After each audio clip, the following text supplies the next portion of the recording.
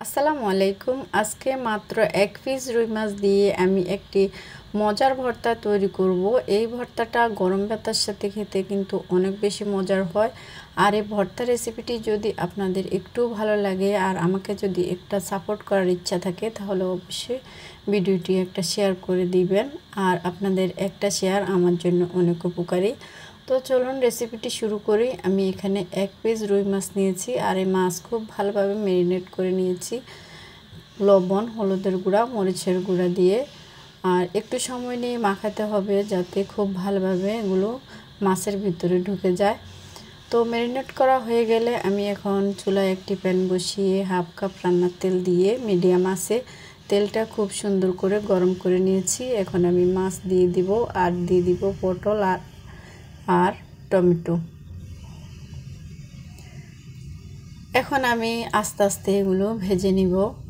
আমার পটল আর টমেটো ভাজতে বেশি সময় লাগবে না, তো আমি একটু ভাজি করে তারপরে এগুলো উঠিয়ে রাখবো।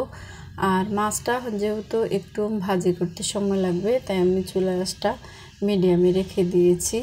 এখন আমি পটলগুলো ভাজা হয়ে গেলে এগুলো তুলে একটা সাইডে রেখে দিব।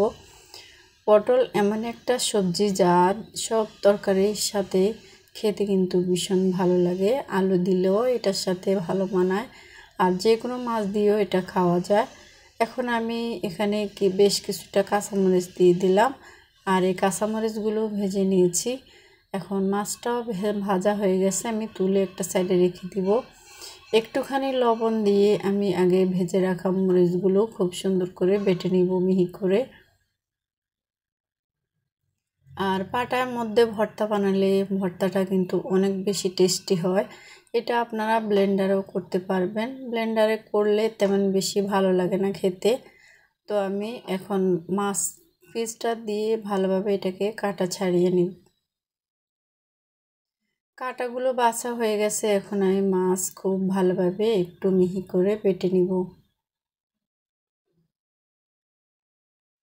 মাছ বাটা হয়ে গেলে আমি টমেটোর উপরে যে চামড়াটা ছিল চামড়াটা ফেলে দিয়েছি আর এখন টমেটোটাকে একটু বেটে নিব। খুব সুন্দর করে টমেটো বেটে নিয়ে আমি এখানে পটল বেটে নিব। পটল কিন্তু শরীরের জন্য খুবই উপকারী, এটা হজম শক্তি বৃদ্ধি করে।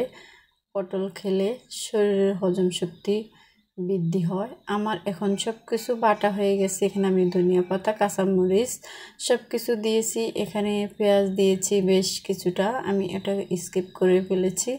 তো এখন যেহেতু ভিডিওটা একটু বেশি লম্বা হয়ে যাবে, এই জন্য। তো আমার ভর্তাটা মাখানো হয়ে গেছে, এখন আমি এটাকে পরিবেশন করে নেব। কেমন লাগলো জানাবেন। আল্লাহ হাফেজ, আসসালামু আলাইকুম।